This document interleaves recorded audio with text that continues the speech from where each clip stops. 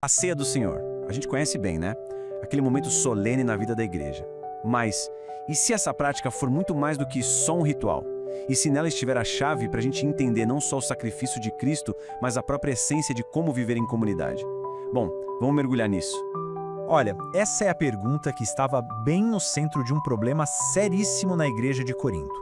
Um ato que deveria ser o símbolo máximo de união estava na prática causando exatamente o contrário. E ao entender essa tensão que a gente descobre o verdadeiro significado da ceia. Vamos começar olhando para o problema então. A nossa fonte aqui é a carta do apóstolo Paulo aos Coríntios, onde ele vai direto ao ponto, falando de uma situação que estava sinceramente saindo do controle. Percebe a força dessas palavras? Paulo não está fazendo uma crítica leve, não. Ele está afirmando que as reuniões deles estavam de fato fazendo mais mal do que bem. É uma acusação muito grave. A intenção era uma, né? Se reunir para crescimento, para comunhão, para melhor. Só que a realidade era outra, bem sombria. Eles se reuniam para pior. Em vez de unidade, o que se via eram brigas, dissensões e o desrespeito total uns pelos outros. E aqui estão os detalhes do que estava rolando. Não era uma ceia em comunidade. Era uma refeição totalmente dividida. Quem tinha mais posses chegava, comia e bebia tudo o que trazia, sem nem esperar ou compartilhar com os mais pobres, que muitas vezes não tinham nada para levar. O resultado era chocante. Uns passavam fome enquanto outros se embriagavam. E quem não tinha nada era humilhado. Isso definitivamente não era a ceia do Senhor. Diante desse caos todo, a solução de Paulo foi voltar para o início de tudo. O que Jesus realmente instituiu naquela noite? Qual era o propósito fundamental que eles tinham perdido completamente de vista? Isso nos leva para o coração do que a ceia representa. Não é só uma refeição, é um ato de memória, um memorial muito poderoso.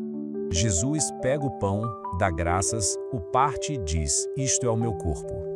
O ato de partir o pão já é um símbolo visual do seu sacrifício. E o comando, "Fazei isto em memória de mim", não é um convite para um ritual vazio, mas um chamado para a gente se lembrar ativamente do que aquele sacrifício significa.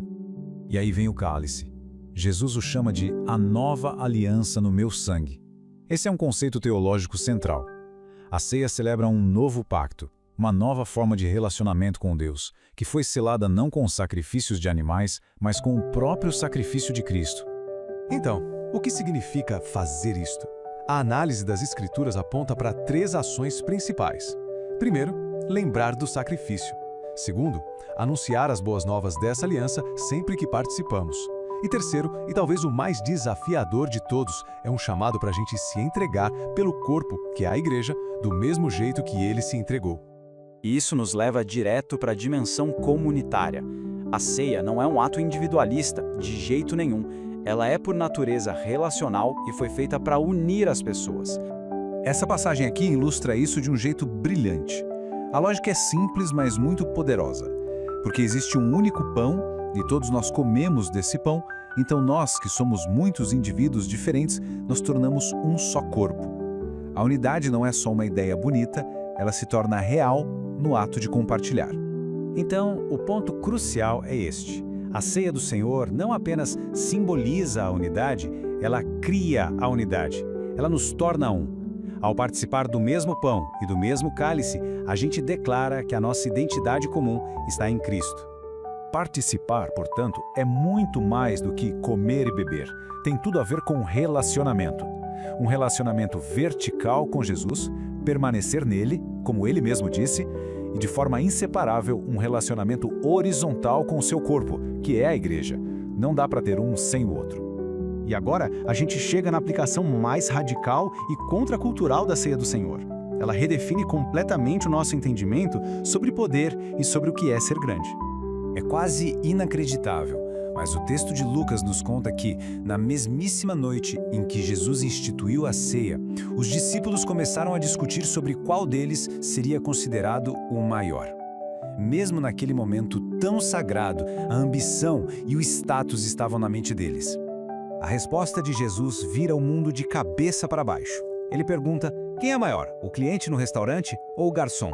A resposta óbvia é o cliente, claro. Mas Jesus diz: eu estou entre vocês como quem serve. O Rei do Universo se posiciona como um servo. E essa é a lição final. A mesa do Senhor não é um lugar para a gente buscar status ou honra. É o lugar onde lembramos do maior ato de serviço da história. É um chamado à humildade, um convite para a gente adotar a postura daquele que serve. E isso nos deixa com uma pergunta para reflexão. Se a ceia do Senhor é um modelo de serviço sacrificial, como é que isso aparece na nossa vida? Se a grandeza é encontrada em servir e não em ser servido, qual é de verdade o nosso lugar à mesa?